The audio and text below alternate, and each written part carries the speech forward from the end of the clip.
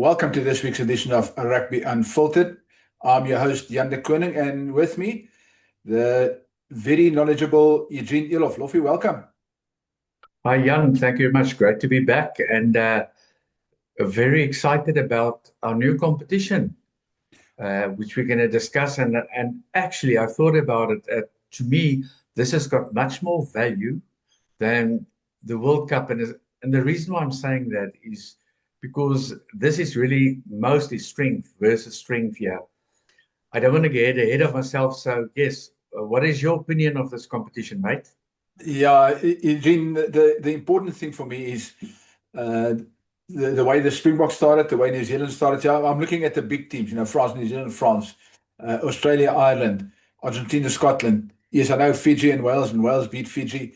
Um, so I think for me, while the baby box are going on, they're playing as we record this, or they will be playing later today.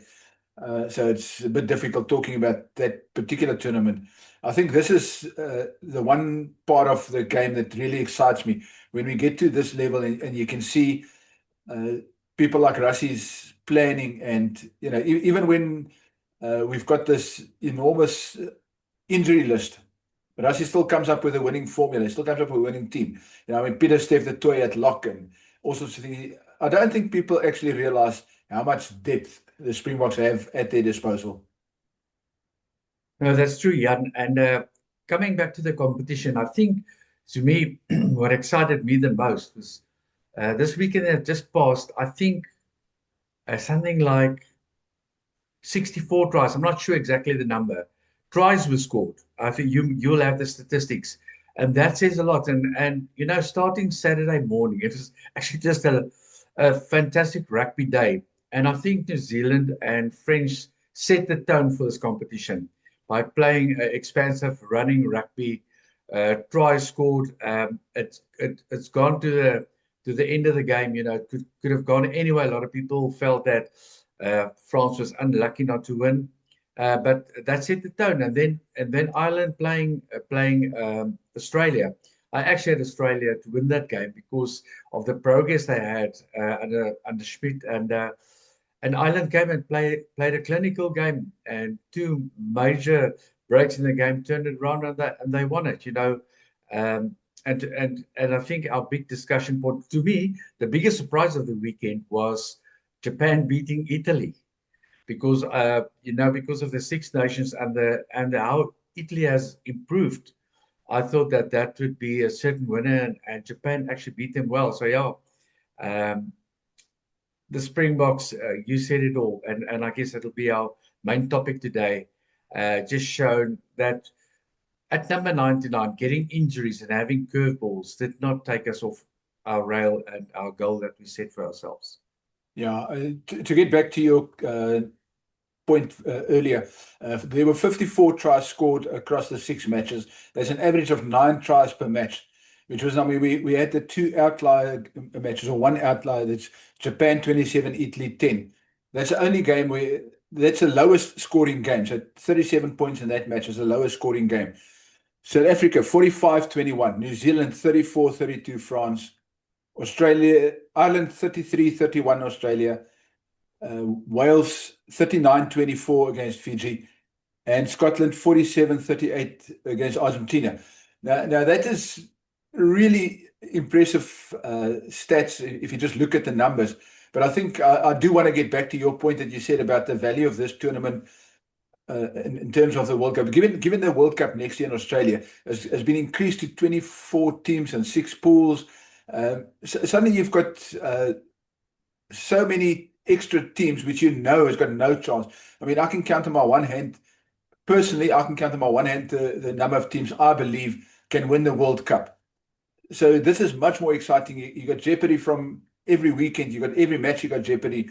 You were right. The New Zealand France game went down to the wire. Australia Ireland went down to the wire, and I watched those games, and it is really really exciting to watch those teams the way they play, and then to cap the day off with the Springboks racing into an early lead, sitting back on their heels, allowing England back into the game, and then in the second half, after Russia had a few choice words with the team, off they go. And even though it's not our full strength team, they were just simply too good for an England team, which is clearly on the decline.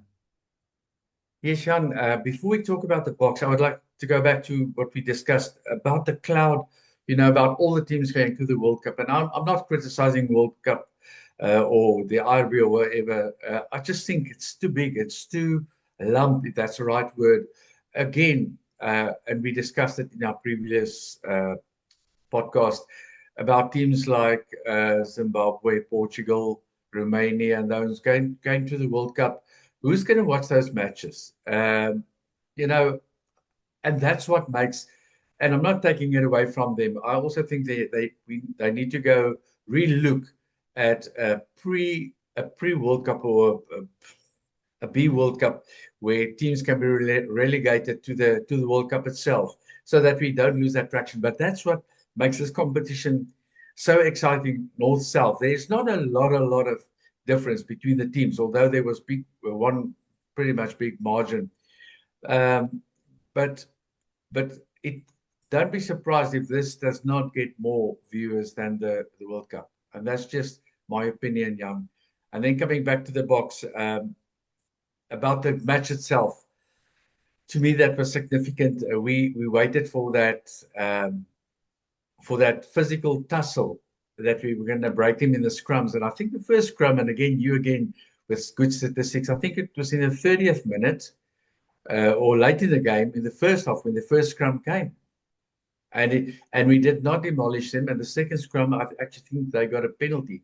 But as you say, that to me, it was like we were managing the game. We had control, and we can talk about individuals later. We had control the whole time. And England played. Don't take it away. They tried. You can not take the effort away. But once we were oiled and we got rhythm and momentum, we were going to be very difficult to stop, Jan. Yeah. I do want to get back to another point that you also touched on, the value of the Nations Championship to the World Cup. So, I mean, that obviously it's a subjective view, but the World Cup remains, in a certain sense, the pinnacle of the sport. But I agree with you that world rugby is, and yeah, I mean, it sounds like criticism, but it's a proper uplifting critique. The fact is, there's too many teams which are also Rands, and you've mentioned them. And that means only after the round of 16 do you start having real jeopardy, because you know that the top 8 or 10 teams will go through to the quarterfinals. Well, at least to the quarterfinals, or to the round of 16, and then most of them will advance to the quarterfinals. And that's when the real rugby starts. It was like that in 2023. We had some really good games. So the opening game was France-New Zealand. And then the South Africa-Ireland game. Those were the big pool games with, we had a Portugal win, and we had other exciting stuff. But you're right about the traction that these tournaments get. They don't get proper traction in terms of how many spectators and how many viewers you get, because people will use those games, as they've done in the past, to go make tea, go mow the lawn, or whatever they want to do. The really intriguing games is going to be the big game. So in the next World Cup, next year's World Cup, you have New Zealand, Australia in one pool. So that'll be exciting. But if you look at South Africa's pool in the World Cup, I mean, there's nobody that, unless we do a Japan like we did in 2015, there's nobody that threatens us, which means we're basically cruising into the playoffs. And we've seen what happens with teams that cruise into the playoffs. They come in cold, and they're not, underdone a bit in the playoffs. And that's the biggest risk. That's why this tournament is so important, to the teams that are playing, because they get week after week, they get quality. I mean, next up is the Springboks play Scotland, and then we've got Wales, and Wales, while they're not the best team around at the moment, and they're also struggling a bit, they'll be like England, they'll give us a run in the first half, and then maybe in the last quarter, the second half, we'll just destroy them but it's still good value. It's better than playing a Georgia or a Romania or a Zimbabwe. You don't get. I mean, we can send our third team in there, our C team in there, and we will still beat Zimbabwe. I mean, the baby box, the under-20 team uh, that played as SAA put 40 points past Zimbabwe. So that tells you all you need to know about where Zimbabwe rugby is. And as much as we'd like them to be a force, they're currently not in the force, and I don't think they've got the resources to become a force. Yeah, and I think we should move on to the box game, but I have to bring a bit of humor, and my mate is going to crucify me about this. My mate Dave Waterston was coaching Namibia 1 year to the World Cup, and I asked him, so what's his planning? Are they aiming to win a match? And he said, no, mate, we're just going to have a good time. So yeah, a bit of humor with that, and he had a good time. They got big hidings and so on, but as you said, I think our criticism is positive. It's not breaking down anything. I also know that World Rugby wants to take rugby to the whole world to now make it all inclusive, but maybe we need to be a little bit smarter about it. Yeah, we can. Just before we move on to this week's coming games, I think the answer is not so much adding more teams to this World Cup. Maybe create a tier 1 and a tier 2 system, where tier 1 is the teams that you think has got. If that's just 10 or 12 teams, they play, and then you have a tier 2 where there's a promotion relegation. You qualify for tier 2, and if you top 10, let's say we got 12 teams. I'm using hypothetical. If you've got 12 teams, 2 fall out. Those 10 teams that are there, that finish in the top 10, stay there. If you reach the quarterfinals, you'll automatically go through to the next World Cup. Then you can start lower down, give these other teams more places to play, more opportunities against like for like, and they won't get overwhelmed when they arrive at a World Cup and you face it. I mean, if Zimbabwe play France or Ireland or New Zealand or South Africa, you just know it's going to be a massacre. And it's no good for those players. I mean, the fact that Zimbabwe are using club players from Cape Town, for that player, it's a great achievement. He's going to the World Cup. He's playing for his country. And you don't want to take that away from him. But, what is it going to do to his career if he takes a 100-point hiding? And that happened to Japan in 95. I mean, I think New Zealand put 144 past Japan. I don't know how many of those players ever played rugby after that. It's so demoralizing to sit and watch a team completely outclassed. And yeah, that to me is a sad part. Eugene, if we look at the Springbok game against England, I mean, the Boks back-to-back world champions, number 1 since September last year. Russia is on a 10-match winning streak. Everything is just working out for him at the moment and for the Springboks at the moment. But from the outset, the Springboks controlled the match with their dominant pack. At the high altitude, England just ran out of puff in the latter half, and you could just see, the difference in class in that last 20 minutes, and that was expected. I expected a closer game. I didn't expect the Boks to maybe they scored 2 more tries than I anticipated them to score, but that shows you again how good and well prepared they are. And that also is reflected, Eugene, in the fact that the Springboks have several players in what is listed as the team of the week. I mean, I think for me, and I'll just touch on a few individuals, but I mean, Malcolm Marx, as usual. We all know how good he is. And I know they gave the man of the match to Damien de Allende when it was meant to be Damien Willemse. And that's when the commentator sits in the box and he thinks he knows too much. And he gets the wrong Damien, or somebody doesn't talk properly. To me, one of our best players and the unsung heroes is Malcolm Marx, and then Thomas du Toit. I mean, Thomas destroyed that scrum. He anchored in a good old-fashioned way. He anchored the box scrum. So for me, that was, and then one of the other players that really stood out for me was Cam Roygaard for New Zealand and Matthew Jalibert for France. That's what created, it's players like that created such great entertainment value in those other games. Yeah, Sean, I agree with you, Thomas and Malcolm. There's always an unsung hero. I think one of the hard workers there was Ruan Nortje. And how easy did Pieter-Steph adapt to that position? And his leadership showed well. Grant Williams was quick behind the base. It showed again, if he gets half a break, he will snipe, and even wings can't catch him. If you look from a coaching point of view, it was not a clinical performance by the Boks, but I'm sure there was a lot of stuff that Rassie would take forward with going into the next match. And for me, it was so great to see our newbies coming into the team, like Paul de Villiers doing well for a first test. Cameron Hanekom worked hard, just to see them how they performed, and Zachary Porton. So also proud of those guys, and Damian Willems studying at Stadio.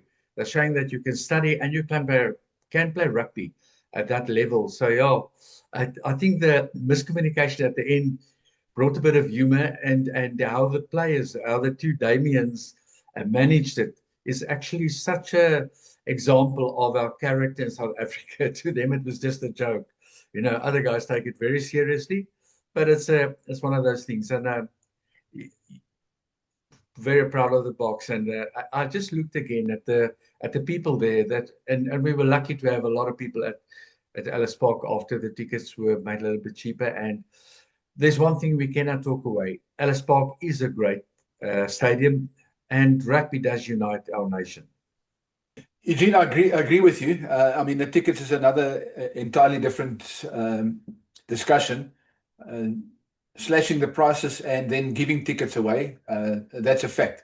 I have a lot of family members that had received free tickets late in the week that went to the stadium. So imagine going into the stadium, paying 3,000 Rand for a ticket, and next to you sits a guy who got his ticket for free on the Friday because he didn't plan to go, and somebody said, listen, there's some free tickets, you want some tickets? I mean, that tells you a lot. And Saru is trying to cover this, and it's smoke and mirrors, and I'm going to do an article about it. But as much as Saru try and cover it up, they dropped the ball with the Ellis Park's tickets, and they're also dropping the ball with the Loftus tickets and the way they're treating the suite holders. So that's a discussion for another time. But I think let's look at Rassie's team that he selected for this coming week against Scotland, to face Scotland. So 10 changes to the starting 15. So a lot of people say, oh, it's our B team or whatever. To me, our first team and second choices are so close to each other. And that's why we can field a bomb squad, because the players that come off the bench are just as good as the players that start. And sometimes and Rassie has had this habit, is putting his best players on the bench. And that's where the bomb squad was started, is the best players is on the bench. And when the opposition think the best players are tiring, even better players come on. So, I mean, I'm just quickly going to run through the team so that we know. It's Aphelele Fassi, Edwill van der Merwe, Jesse Kriel, Damian Willems at center, inside center, Kainan Moodie, Andre Pollard, Ambrose Papier, Evan Roos, Pieter-Steph back at flank captaining the team, Paul de Villiers, Ruan Nortje, your favorite, Cobus Wiese, Wilco Louw, Johan Grobler, and Bone Venter. Now, the thing that you should see here is the Bulls, and we know that we're playing Scotland, and the Scotland team consists of just two teams, Glasgow and Edinburgh, and the bulk of the Scotland team comes from Glasgow, and the Bulls beat Glasgow in Edinburgh in the semi-final of the URC. And here's the bulk of the Bulls team. There's 9 Bulls players, although some of them are leaving, but apparently they're still on the Bulls books. So there's 9 Bulls players in this starting 15. So clearly that's Rassie is busy with a plan. People will say, oh, why is he doing that? Why so many changes? These players had known before the start of the tournament that they will play this match. A lot of them would have not played last week because Rassie had a plan. He played a certain team against England. He's playing a different team against Scotland, and he's going to play another different team against Wales. So I think the sheer depth that we've got is something that's the envy of the world, and a lot of teams would just love to have a backup team like this. Yes, Jan, I think the fact that there are so many Bulls players in this game, I think it's just a coincidence. I don't think it was really planned that much that we need to play against URC is gone. It doesn't matter anymore. What I like about this team, I like Damian Willemse closer to the game. And I like him. I've always liked him inside center. And this is a opportunity for our 9 and 10, for Pollard and for Ambrose, who didn't have that top game in their final again in the URC, to maybe just find their rhythm again and get back. So it's a big responsibility on them. And Fassi also, coming back from injury, has not really got his form yet. And I mean, that is a devastating pack. I think you were 100% right to say there's such a small margin of difference between our top side and our second side. If you now take 35 to 38 players and put them in a pool, they are all good players. And I do believe tactically the team is selected to play maybe a different game plan against Scotland. And we also know Scotland will come. They will bring it. Scotland will have belief that they can beat us. So that's what makes this game so exciting. And I'm happy for Paul de Villiers being there again. I'm for Pieter-Steph going to the side. So I think if we look at the bench, then it's such a powerful squad that's going to be prepared for Scotland. So it's going to be tough for them. And also coming back again to last week, what I forgot to say about the England Springbok game, the height above sea level definitely had a big influence on the last 20 minutes in that game. It might be the same year again, playing in the IFL. Yeah, Eugene, you touched on the bench, and there's something that I would like to raise as well. So in the post-match presser last week after the England game, Rassie mentioned something in passing, which a lot of people missed. Currently, there's 8 of our frontline locks injured. And people say that's impossible. And then you just look at it. Okay, Eben, Loot, Franco, RG, Jean Klein, Riley Norton, Venter from the Lions, which Rassie wants to groom as a 4-lock that can play flank like a Pieter-Steph type player or a Franco Mostert type player. There's one more that I'm missing now. But I mean, that's 7 already. But Rassie said 8 frontline players. So the reality is that you look at that team and people say, oh, but we don't have specialist lock on the bench. This is the genius of Rassie. So he's got 3 loose forwards on the bench: Ben Jason Dixon, Vincent Tutuka, and Elrich Louw, who all can and have played lock. So people just don't understand. They don't see the big picture when Rassie selects his team. They will look at the team and say, oh, there's too many changes. This is our B team. No, it's not. Rassie's, and that's where you're correct. Rassie's a man with a plan. He's setting us up for success down the line. Whether we like it or not, he's a man with a plan. Yeah, I think tactically, as I said previously, he's one of the best coaches in the world, and he'll outsmart you. Just when you think you've got the plans he made, you're aware of it, he's already coming with a new angle. And that's what I like about his coaching style and what he's done for Springbok rugby, And yeah, we can be well, there will always be something exciting happening in that game. Whether it's a short line out, a quick scrum, a quick tap, a funny move, but something's going to happen. And that's exciting to wait for. Yeah, exactly. Luffy, maybe now is a good time to move on to the actual games for Saturday. There's another very exciting. I mean, wall-to-wall rugby on a Saturday. Who would not love that? But we start with New Zealand, and this week they're playing Italy. So an easier game for them. But poor Italy. I don't want to say they're on a hiding next to nothing, but it's really tough for a team to travel south. And a lot of these Northern Hemisphere teams are now finding out what travel really is. I mean, England came here, they're going back to England, and then they're going to Argentina. Italy went to Japan, and then they're into New Zealand, and then they're playing Australia. So yeah, I mean, poor Italy against New Zealand. Australia playing France, that's going to be a massive game. Australia is, as well as they did against Ireland, I think, and the French has got a couple of reinforcements that joined them for the second game of this trip. And yeah, they're going to be very, very tough for Australia to beat this French team. That's followed by Japan, Ireland. Yeah, Japan is going to struggle. I don't think they're going to get right what they did against Italy. Fiji, England, poor Fiji, and the sad part is Fiji play their games in the UK because they don't have a stadium that qualifies for international rugby. So to be in this tournament, they have to play. It's a bit like the Cheetahs playing in a Challenge Cup. Your invite means you go play there because we need a team in that and wherever in Europe. And poor Fiji has got to travel to England and play in the UK, play their match. So that's why England went back there. And then the Springboks against Scotland, the match of the weekend for me, and Argentina against Wales. That's also another interesting one, Argentina against Wales. But my match of the weekend is definitely South Africa, Scotland. Yeah, Jan, there are two teams that are hurting. The one is Argentina, that is hurting against Scotland. They're going to lift the game. And the other one is Italy, that got hurt against Japan. So we know Italy will be a miracle if they can match up the All Blacks. But I believe they will put up a better performance. But there are two matches I'm looking forward to. And I agree with you regarding the French, France and Australia. It's going to be a great game. See if Australia do something different, because the French pack is difficult to stop. And then, of course, their flair. They're playing with a bit of their flair again, which makes them unpredictable. And our game against Scotland, I think that is the game of the weekend.